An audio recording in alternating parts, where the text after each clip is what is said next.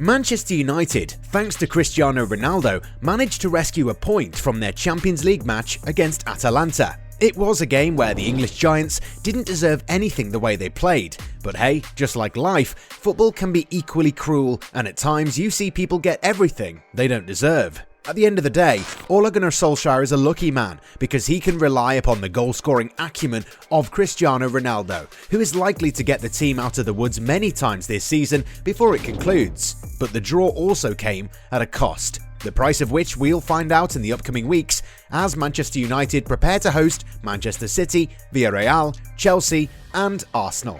What is the cost? We'll tell you all about it soon enough. There's something going on with Kevin De Bruyne at Manchester City. The Belgian creative machine is not playing at a level he normally does, and something needs to be done about it ASAP. Can Pep Guardiola find a way? The French national team squad for the World Cup qualification games has been announced, and there's a few surprises. Paris Saint-Germain struggled in their Champions League encounter with RB Leipzig, but finally, Jorginho Wijnaldum announced himself at the club with a brace. Welcome back to Goalside, everyone. Make sure to subscribe to our channel, like the video if you really like it, and hit the bell icon to turn on your notifications. Double or nothing. That's the philosophy Jorginho Wijnaldum adopted in order to finally do something of great significance at PSG. The Dutchman scored 2 goals in his team's 4th Champions League group game, but he was understandably not happy once the game ended.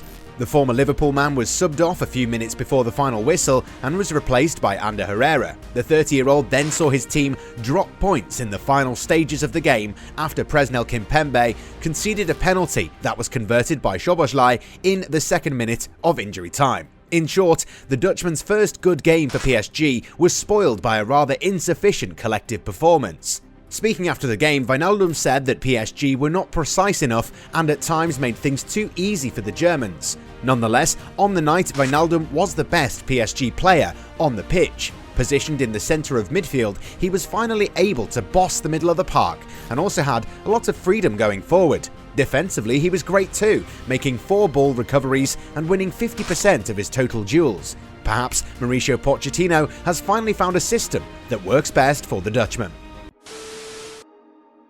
The road to Qatar 2022 continues as teams get ready for the final stages of the World Cup qualifiers. Reigning world champs France are in great form heading into the upcoming international break. Following their Nations League triumph, Didier Deschamps' men are running high on confidence and ready to take on Kazakhstan and Finland in their upcoming World Cup qualifiers. The French coach is set to announce his squad for the 2 games, and there will be a few notable absentees. Mike Maignan misses out due to injury, which means that Alphonse Areola might return even though he only plays cup games for West Ham United. Ilon Meslier is another player who might get a call-up. Then we've got Kurt Zouma and Dayot Upamecano returning and putting in a strong case for starting both games following an injury to Raphael Varane. However, the likes of Ibrahima Konate and William Saliba have a strong case as well. There are fitness concerns about N'Golo Kante and Adrien Rabiot, which leaves the door open for Corentin Tolisso. Even Aurélien Tchouameni and Matteo Guendouzi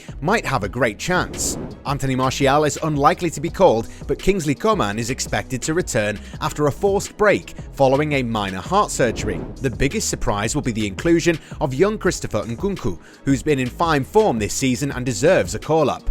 Deschamps is a very lucky man since he gets to pick and choose from such a great array of talent at his disposal.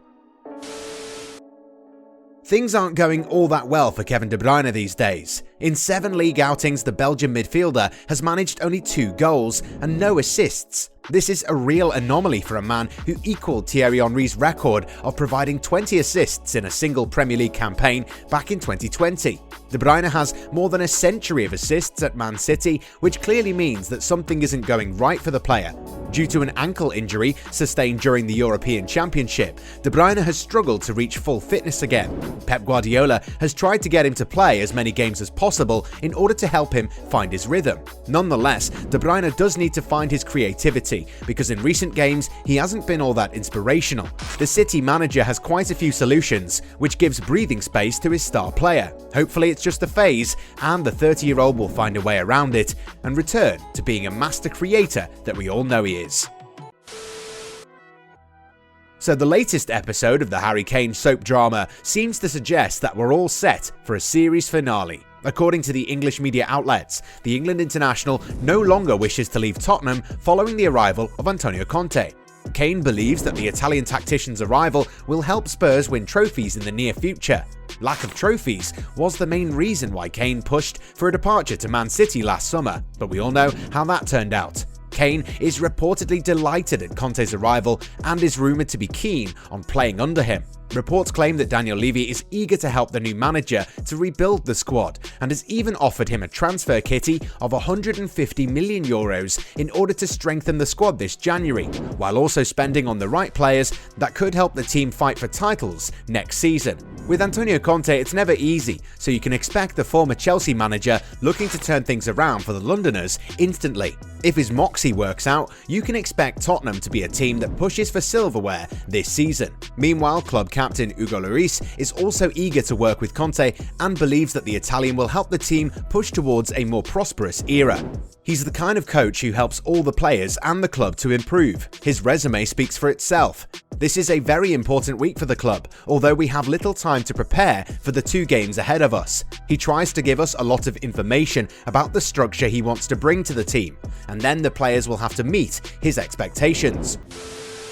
Following a 2-2 draw with Atalanta, Manchester United were happy to have gotten something out of a game that on another day they might have lost. However, the draw came at a cost. Earlier in the first half, Raphael Varane went down in his own area with nobody around him. As the cameras focused on him, it became clear that the French centre-back was not happy about something as he signalled to the bench to ready his replacement. Varane then went back to the dugout visibly frustrated, which was understandable considering that he's only just returned to full fitness. United signed the experienced defender from Real Madrid this summer with the intention of making him Harry Maguire's first choice partner. He has so far made only 6 Premier League appearances, but he's been at his commanding best every time his name was in the starting 11. It was recently confirmed by United and Solskjaer that Varane is set to face another lengthy spell on the sidelines in November. The former Madrid man has a hamstring injury, which means that he'll miss the Manchester derby on Saturday and is unlikely to feature in games against Watford, Villarreal, Chelsea and Arsenal after the international break. The news couldn't have come at a worse time for the Red Devils, who are already wondering what's gone wrong with Harry Maguire, whose form has been nothing short of catastrophic in recent weeks. Ole has had no other option but to use the English centre-back and pair him up with either Victor Lindelof or Eric Bailly. Bailly in particular has a strong case after the Ivorian put on a really competitive display against Atalanta, where he was seen doing really well against Duván Zapata, even though the Colombian got the better of him on several occasions. Varane's injury also means that Solskjaer will have to revert from the 3-man defence that helped his team in the 3-0 win over Tottenham. At present, United are going through a serious crisis. Following the 5-0 hammering at the hands of Liverpool, they did well against Tottenham, but were largely ineffective during the 2-2 draw with Atalanta. And while Solskjaer has been given some time to turn things around, the Norwegian tactician has got to be worried about the upcoming games, especially the one against Manchester City, where his team is expected to be bossed around. The manager's tactics have been called into question several times, and it remains to be seen what sort of approach he'll adopt in the upcoming encounter.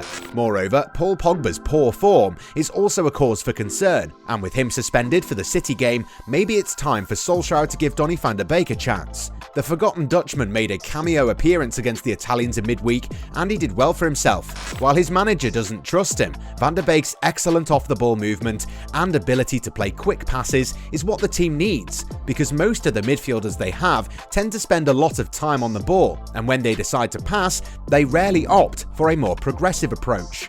Maybe Van de Beek deserves a chance to show them what he can offer.